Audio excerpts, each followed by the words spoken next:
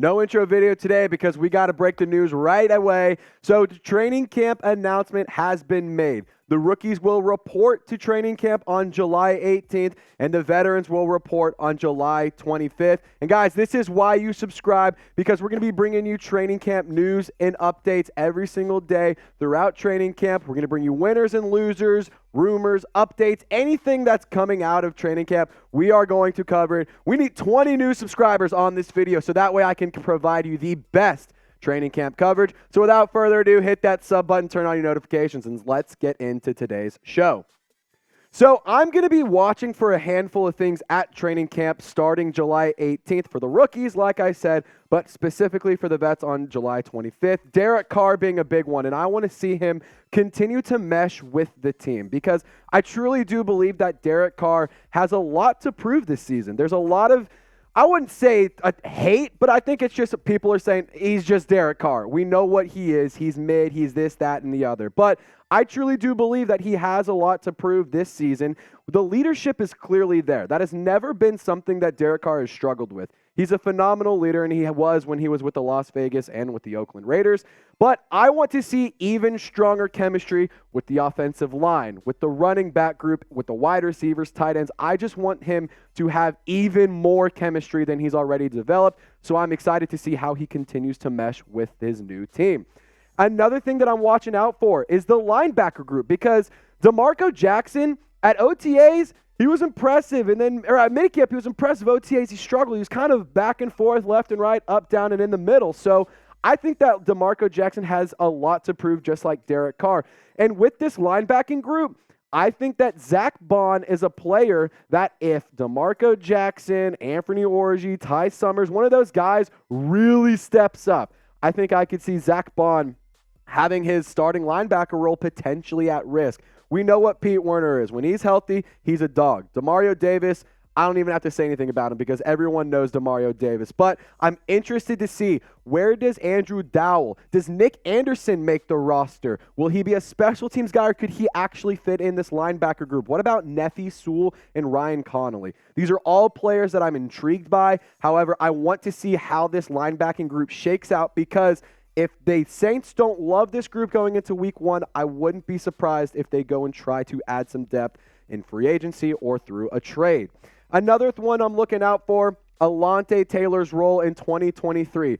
The reports coming out of OTAs and minicamp were saying that he was doing, some slot work. He was working on the outside. He was getting true CB2 reps, but he was also getting stuff in the middle where he could be that slot, that nickel corner guy. And when you look at who he's competing against, Paulson Adebo, he is a good football player. However, I just love the mentality and that dog just grind, that grit, that just little extra umph. He's got that extra pepper. He's got that extra season. He's a little extra spicy, and that's why I like Alontae Taylor. I've shown this graphic before, so I don't want to spend too much time on it, but the PFF coverage grade is a big thing that I want to hone in on because the 56.3 versus the 48.6, the 11 pass breakups compared to the 7, I think that just shows the talent that Alontae Taylor has. He doesn't play scared. He is willing to go up against any team's wide receiver one, and he will do his best, and he will perform well against them. If you remember, shut out Devontae Adams,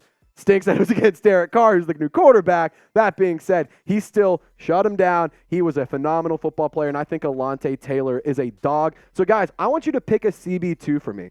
Will it be Alontae Taylor or will it be Paulson Adebo? Type A for Alontae Taylor, type P for Paulson Adebo. Let me know in the comment section. This is the pinned comment, so take advantage of the ad break that will be placed here. Sound off, share your thoughts, and I'm curious as to what you guys have to say. All right, another thing that is worth noting and what I'm watching out for is Alvin Kamara's court date.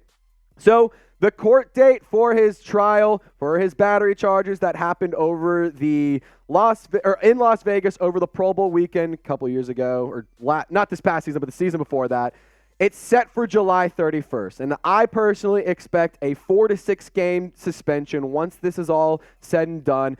I do believe that, the legal process does have to play out. So we have to see how those things pan out to see what the punishment from the NFL will be. I do believe that it'll be a 4 to 6 game suspension. I don't think it'll be anything more. I don't think it'll be anything less. But the suspension's going to happen.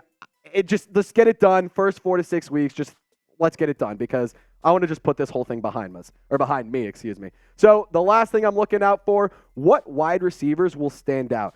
This wide receiver room, I think, is very talented. I think it's a little bit underrated as well. And what I will say, a lot rides on Michael Thomas being healthy. So his health is another thing that I'm going to be looking out for. All the reports from OTAs were saying Michael Thomas is going to be ready to go 100% full speed at training camp. So let's see if that's the case. Chris Olave, we know what he can be. He can be a dog. He's put on some weight. He's gained some muscle, and he's done things to improve his stock on the team. Rashid Shaheed, the absolute speedster. He had a little bit of a minor injury issue. Nothing really to worry about, but worth noting at least. But you drafted A.T. Perry. The team values guys like Kawan Baker and Keith Kirkwood. I think Bryan Edwards is a guy who will directly challenge Traquan Smith as that, blocking wide receiver slash, not go-to, but flex kind of guy on third downs, maybe your wide receiver 3/4.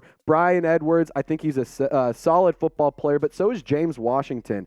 However, you got guys like Lynn Bowden Jr., Kiki Kuti, Shaq Davis, Kirk Merritt that the team also values. So I'm curious how this wide receiver room is going to shake out and how they're going to cut it down because there's a lot of players on this team that the Saints value, and there's a lot of players on this team that are talented. So, guys, final reminder before we get into the Jadeveon Clowney rumors, I want you guys to subscribe and turn on your notifications because otherwise you're going to miss videos and you're going to miss updates. This is the #1 way to support the channel. It's 100% free. I've been a diehard Saints fan since the day I stepped foot on this planet. So if you want Saints news, rumors, and videos from Saints fans, for Saints fans, hit that sub button, turn on your notifications. And guys, the 4th of July, it's just around the corner. It's my favorite day of the year outside of Mardi Gras, obviously. But I'm rocking this fresh shirt at my cookout. We're going to be having some burgers going around, some dogs. I put a personal request in for some crawfish. See if mom and dad come in clutch and get that. But guys, I know what I'm going to be doing. I'm going to be rocking this t-shirt, and I encourage you to do the same. Chatsports.com/Saints4th. The link will be available for you in the comment section and the description of this video. All right, to round things out, I want to talk about signing Jadeveon Clowney because PFF recently put out an article suggesting one move or one extension that every team should make before the season starts. And PFF suggested the Saints signing the edge rusher out of South Carolina. Y'all remember the play in the Outback Bowl against Michigan, Jadeveon Clowney. And Brad Spielberger of PFF, this is what he had to say and what his reasoning was for the Saints signing Clowney. So the Saints came close to adding Clowney a few years ago, back in 2020, and circled back here to add a veteran opposite of Cameron Jordan amid a lot of youth filling up the rest of the defensive line. The Saints used the number 40 overall selection on Notre Dame edge defender Isaiah Foskey, but still could stand to improve on the edge, with not much beyond veteran Cam Jordan and the underrated Carl Granderson, which I think is a great explanation of Carl Granderson. Underrated, he's a good football player.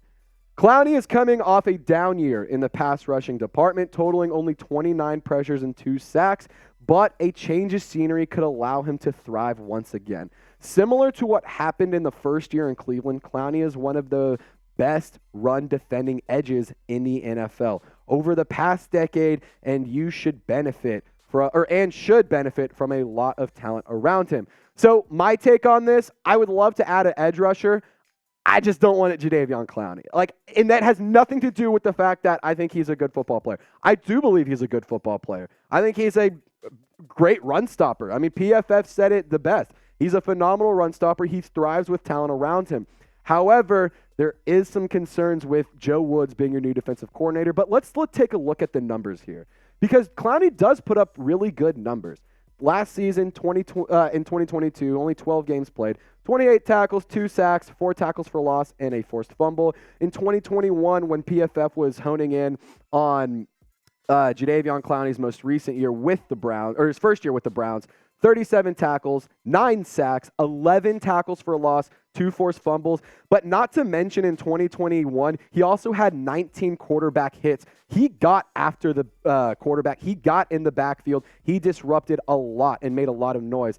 But where my problem comes, is that Clowney and Joe Woods didn't get along necessarily at the end of both of their careers in Cleveland. Because if you remember, there was all the reports out there that Jadeveon Clowney was saying they're just trying to get Myles Garrett into the Hall of Fame. They're trying to boost his stats. They're trying to do all these things rather than winning. And Clowney even said, and this was kind of about Stefanski and Joe Woods, they're like, I might be back, but they might not be back. So there is the possibility that Jadeveon Clowney does return to Cleveland. I just don't think it makes sense to bring him in with Joe Woods where there's already a little bit of beef. There's already a little bit of problems. The locker room, the Saints have a strong locker room. They have a great leadership, great presence in there. I want nothing to distract that. I want nothing to deter the Saints from their goals. So bringing in a potential distraction, I'm not going to call it a distraction, but a potential distraction could be non-beneficial to the Saints. So I want to ask you guys this question. Be honest with me. Would you sign Jadeveon Clowney? Type Y for yes, type in for no. Just a reminder, I think that he's a phenomenal football player. I think he's a good, edge rusher. I think he's a great run stopper. However, I just don't think it makes a ton of sense with your current regime, with the coaching staff. I don't want to bring in any locker room issues. So, guys, let me know. Type Y for yes, type in for no. And as always, y'all have a wonderful day. Stay golden. We'll catch you next time.